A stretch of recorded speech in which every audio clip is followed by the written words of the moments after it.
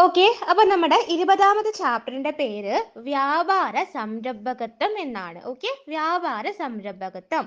ഇതിൽ നമ്മൾ ഫസ്റ്റ് തന്നെ പഠിക്കുന്നത് ആരാണ് വ്യാപാര സംരംഭകൻ.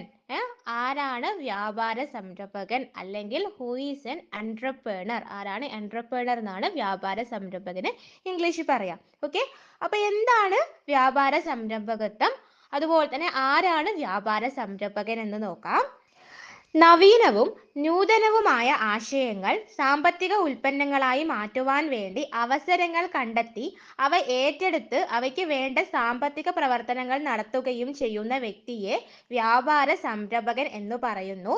ഇവർ ചെയ്യുന്ന ഈ പ്രവർത്തനത്തെ വ്യാപാര സംരംഭകത്വം എന്ന് വിളിക്കുന്നു. അതായത് സിമ്പിൾ ആയിട്ട് പറയുമ്പം വ്യാപാര സംരംഭകൻ എന്ന് വെച്ചാൽ പുതുതായിട്ടൊരു വ്യാപാരം തുടങ്ങുന്ന ആള്. പുതുതായിട്ടൊരു വ്യാപാരം തുടങ്ങുന്ന ആളെയാണ് വ്യാപാര സംരംഭകൻ എന്ന് പറയുന്നത്. ഇവർ ചെയ്യുന്ന ഈ പ്രവർത്തനത്തെയാണ് വ്യാപാര സംരംഭകത്വം എന്ന് പറയുന്നത്. പുതിയൊരു സംരംഭം തുടങ്ങുക. ഓക്കെ, അതെന്താണ് പറഞ്ഞിരിക്കുന്നത്? നവീനവും നൂതനവുമായ ആശയങ്ങൾ, അതായത് പുതിയ ആശയങ്ങൾ കണ്ടെത്തിയിട്ട് അവ എന്താണ് പുതിയ ഉൽപ്പന്നങ്ങളാക്കി മാറ്റുകയും പുതിയ ഉൽപ്പന്നങ്ങളാക്കി മാറ്റുവാൻ വേണ്ടിയിട്ട് അവസരങ്ങൾ കണ്ടെത്തി അത് ചെയ്യുന്ന ആളെയാണ് നമ്മൾ വ്യാപാര സംരംഭകൻ എന്ന് പറയുന്നത്. അതായത് ഒരു വ്യക്തി പുതുതായിട്ടൊരു പുതിയ സ്ഥാപനം തുടങ്ങുക, ആ വ്യക്തിയെ നമുക്ക് സംരംഭകൻ എന്ന് പറയാം. പുതിയൊരു വ്യാപാര സ്ഥാപനം തുടങ്ങുന്ന വ്യക്തിയെ നമുക്ക് സംരംഭകൻ എന്ന് പറയാം. ഇവർ ചെയ്യുന്ന ഈ കാര്യത്തെയാണ് നമ്മൾ വ്യാപാര സംരംഭകത്വം എന്ന് പറയുന്നത്. ഓക്കെ, അപ്പോൾ ഇങ്ങനെ പുതുതായിട്ട് ഒരു സ്ഥാപനം തുടങ്ങുന്ന ഒരു വ്യാപാര സംരംഭകന് ഉണ്ടാകേണ്ട സവിശേഷതകൾ എന്തൊക്കെയാന്ന് നോക്കാം. അതായത് എന്തൊക്കെ സവിശേഷതകളാണ് പുതുതായിട്ട് ഒരു വ്യാപാരം തുടങ്ങുന്ന ഒരു വ്യക്തിക്ക് വേണ്ടത്. ഒന്നാമത്തത് മുൻകൈ എടുക്കൽ. മുൻകൈ എടുക്കുന്ന ആളായിരിക്കണം അല്ലേ. എല്ലാ കാര്യങ്ങൾക്കും എന്താണ് മുന്നിട്ട് ഇറങ്ങുന്ന വ്യക്തിയായിരിക്കണം ഒരു വ്യാപാര സംരംഭകൻ.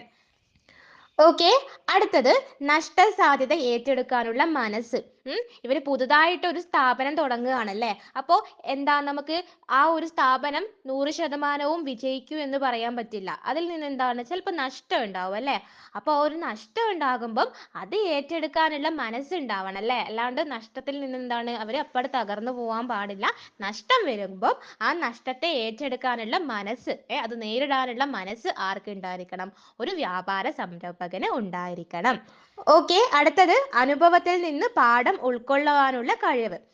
ഇവരെന്താണ് പുതുതായിട്ടൊരു ബിസിനസ് തുടങ്ങുകയാണ് അല്ലേ. അപ്പോൾ അവിടെ പല അനുഭവങ്ങളും അവർക്ക് ഉണ്ടാവും അല്ലേ. ചിലപ്പോൾ എന്താണ് മോശമായ അനുഭവങ്ങൾ ഉണ്ടാകും. അപ്പോൾ അതിൽ നിന്നൊക്കെ എന്താണ് അവർക്ക് ഒരു പാഠം ഉൾക്കൊള്ളണം അല്ലേ. അതിൽ നിന്ന് പഠിക്കണം. നമ്മൾ ചെയ്ത് പഠിക്കുകയാണ് ചെയ്യുക അല്ലേ. അപ്പോൾ നമുക്ക് ഇങ്ങനെ മോശമായ സംഭവങ്ങളൊക്കെ വരുമ്പം അതിൽ നിന്ന് നമുക്ക് എന്താണ് ഒരു പാഠം പഠിക്കാനായിട്ട് പറ്റും അല്ലേ. ഇനി ഇങ്ങനെ ചെയ്യാൻ പാടില്ല.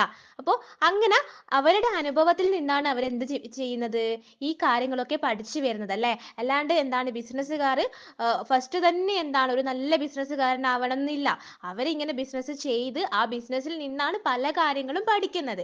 അങ്ങനെ അവർക്ക് ഉണ്ടാകുന്ന അനുഭവങ്ങളിൽ നിന്ന് പാഠം ഉൾക്കൊള്ളാൻ കഴിയുന്ന ആളായിരിക്കണം ഒരു വ്യാപാര സംരംഭകൻ. ഓക്കെ, അടുത്തത് പ്രേരണയാണ്. നല്ല പ്രേരണയുള്ള വ്യക്തിയായിരിക്കണം ഒരു വ്യാപാര സംരംഭകൻ. അടുത്തത് ആത്മവിശ്വാസമാണ്. നല്ല ആത്മവിശ്വാസം ഉണ്ടാവണം അല്ലേ. എനിക്കത് ചെയ്യാൻ പറ്റും, അത് ചെയ്യാൻ പറ്റും എന്നുള്ള ഒരു ആത്മവിശ്വാസം ഉണ്ടാവണം. അല്ലാണ്ട് പ്രതിസന്ധികൾ വരുമ്പോൾ തളർന്നു പോകുന്ന ആളാവാൻ പാടില്ല. അവർ ഒറ്റയ്ക്കാണ് ഒരു സ്ഥാപനം തുടങ്ങുന്നത് അല്ലേ.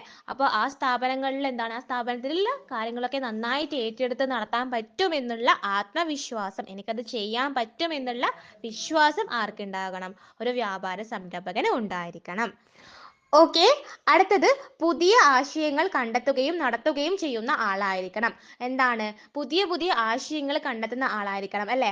അതായത് നമ്മുടെ ബിസിനസ്സിൽ ഒരുപാട് മാറ്റങ്ങൾ വരുന്നുണ്ട് അല്ലേ. അപ്പോൾ പുതിയ പുതിയ മാറ്റങ്ങൾ കൊണ്ടുവരുന്ന ആളായിരിക്കണം. പുതിയ ആശയങ്ങൾ മുന്നോട്ട് വയ്ക്കുന്ന ആളായിരിക്കണം ഒരു വ്യാപാര സംരംഭകൻ.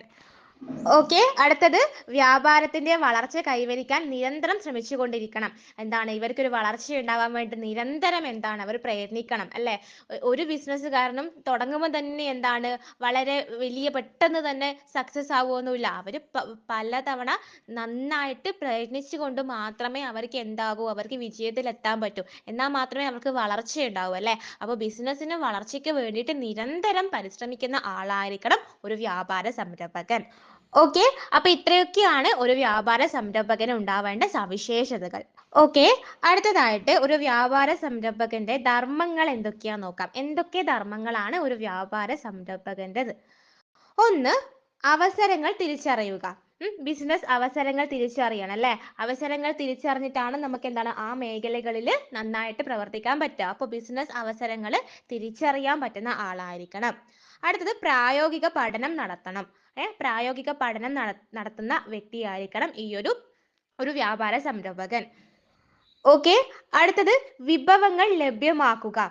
വിഭവങ്ങൾ ലഭ്യമാക്കുക എന്ന് വെച്ചാൽ നമ്മുടെ ബിസിനസ്, നമ്മുടെ വ്യാപാരത്തിന് ആവശ്യമായിട്ടുള്ള വിഭവങ്ങൾ ഉണ്ടായിരുന്നു അല്ലേ?